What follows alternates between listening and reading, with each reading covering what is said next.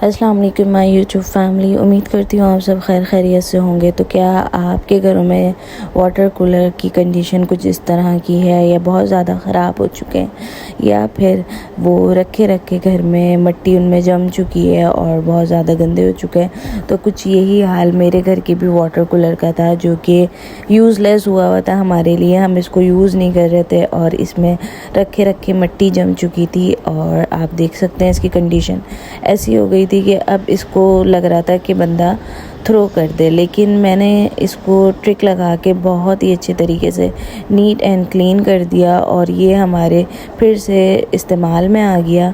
और आप इसकी कंडीशन देख सकते हैं जैसे कि कोई बहुत पुराना वाटर कूलर हो और बहुत गंदी कंडीशन में हो। तो जी मैं आज आपको बहुत अमेजिंग सी ट्रिक्स बताऊंगी जिसके थ्रू ये ईज़िली प्रॉपर तरीके से नीट एंड क्लीन हो जाएगा और इसके अंदर से और बाहर से तमाम किस्म की जो जर्म्स हैं, इवन दो जितनी भी गंदगी है, वो नीट एंड क्लीन हो जाएगी। देखिए, पहले मैंने इसमें थोड़ा सा पानी डाल के छोड़ दिया था कि अगर ये जो नीचे का जो गंद है वो क्या कहते हैं रिमूव हो। लेकिन इस पानी के अंदर मैंने ऐड किया था विनीगर ऐड करने से ये होता है कि आपकी जितनी भी मैल है वो सारी की सारी नरम हो जाती है और रिमूव हो जाती है अगर आप कहीं पे भी अप्लाई करते हैं। बेसिकली विनीगर की मदद से आप बहुत जो काली जमी हुई जो चिकनाई होती है आप उसको ईज़िली रिमूव कर सकते हैं।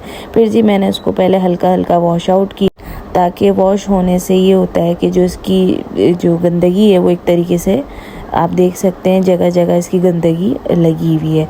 अब जी मैं सबसे पहले इस पर ऐड करूँगी बेकिंग सोडा मैं इसके अंदर भी डालूँगी और देखिए मैं साइडों पे भी इस तरीके से फैला रही हूँ। बेकिंग सोडा फैलाने से ये होगा कि जितना भी इसके अंदर गंद है वो सारा फुल जाएगा और वाटर के थ्रू रिमूव हो जाएगा। तो ये बहुत अमेजिंग सी ट्रिक है। जिनके घर में बहुत पुराने कूलर होते हैं या गंदे हो जाते हैं या फिर वो रखे इस्तेमाल में नहीं आते, तो जब उन्हें उसे रीयूज़ करना हो तो उसको वॉश करने के लिए बहुत मुश्किलात पेश आती हैं। और हम एंड में सर्फ़ का भी इस्तेमाल करेंगे। इसमें मैंने सर्फ़ निकाल लिया है, आप किसी भी ब्रांड का कोई भी सर्फ़ ले सकते हैं और उसमें ऑलरेडी सोडा वगैरह ऐड होता है तो हमें इसमें ऐड करने की ज़रूरत नहीं। लेकिन हमने ऐड कहाँ करना है सोडा, जहाँ पे आपकी मतलब जगह जगह पे निशान बहुत मतलब वो हो। तो जी फिर उसके बाद इस सोडे के ऊपर मैंने विनीगर अप्लाई किया था। आप देखिएगा किस तरीके से सोडा और विनीगर का रिएक्शन हो रहा है और इसको 5 to 10 मिनट्स के लिए आपने स्टे करना है। इतनी देर के लिए स्टे करना है कि ये जितनी भी गंदगी है ये सारी फुल जाए और फिर उसके बाद आपने किसी भी मांझे या ब्रश या जूने की हेल्प से इसको अच्छे से रब करना है। इतना रगड़ना है कि ऑटोमेटिकली सारा रिमूव हो जाएगा। वैसे भी अगर हम सोडा या विनीगर यूज़ करते हैं तो आपको इतनी मेहनत करने की ज़रूरत नहीं पड़ती। ये ईज़िली बहुत देखें कितने सॉफ्टली हैंड से रिमूव हो रहा है, ना मुझे ज़्यादा रब करने की ज़रूरत पड़ रही है। तो जी इस तरीके से मैं सब जगह ऐसे ही सोडा विनीगर ऐड करके और इसको किसी मांझे की हेल्प से या जूने की हेल्प से मैं इसको रब कर रही हूँ और आप देखें कि किस तरीके से ईज़िली रब हो रहा है। अगर आपने भी अपने घर की तमाम चीज़ों को इस तरीके से आप नीट एंड क्लीन कर सकते हैं और ये बहुत इजीली रिमूव होता है। और आप चाहें तो 5 to 10 मिनट्स के लिए, जैसे कि मैंने स्टे करके रख दिया था सोडा और विनीगर लगा के, तो आप किसी भी चीज़ में इस तरीके से लगा के आप 5 to 20 मिनट्स मैक्सिमम आप इसको स्टे करवाएं, ताकि जितनी भी जो चिकनाई है और इसकी जो मैल है वो फुल जाए और वो फिर ईज़िली रिमूव हो। वरना रब करने में इशू होता है और वो इतनी इजीली रिमूव नहीं होती।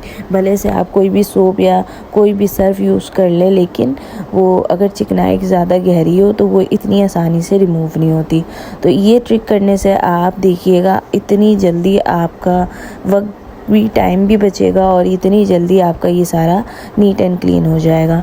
तो ये रेमेडी और ये ट्रिक आपके बहुत ज़्यादा काम में आई होगी। और ये देखें मैं किस तरीके से ये इस साइडों पे भी जो इसकी साइड्स होती हैं, अब इसमें रिमूव करने के लिए भी मैंने सोडा को लगाया और उसके ऊपर थोड़ा सा विनीगर ऐड किया और फिर उसके बाद मैं इसको रब करूँगी और आप देखिएगा इतनी ईज़िली सारा का सारा जो इसकी मैल है वो रिमूव हो जाएगी।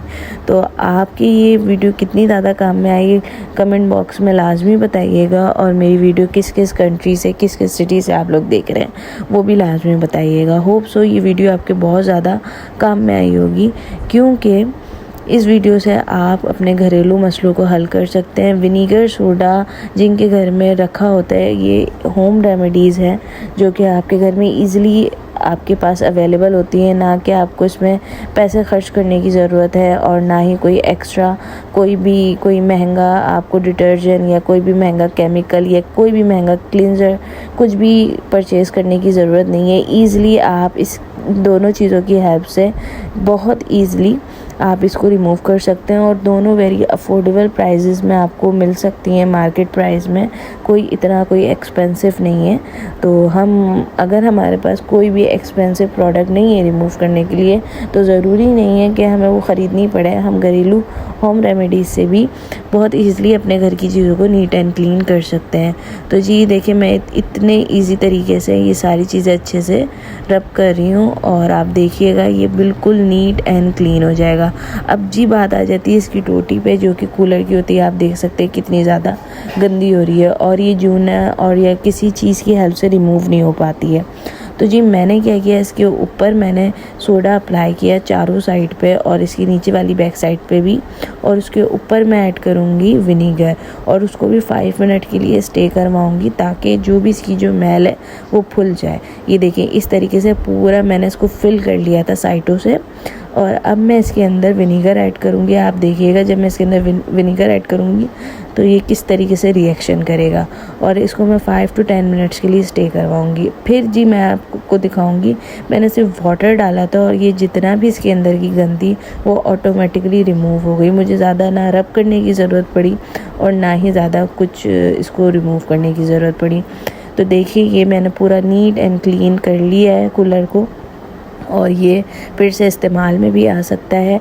और आप देख सकते हैं अंदर से भी ये उतना ही ज़्यादा नीट एंड क्लीन हो गया जितना ज़्यादा ये बाहर से आपको दिख रहा है।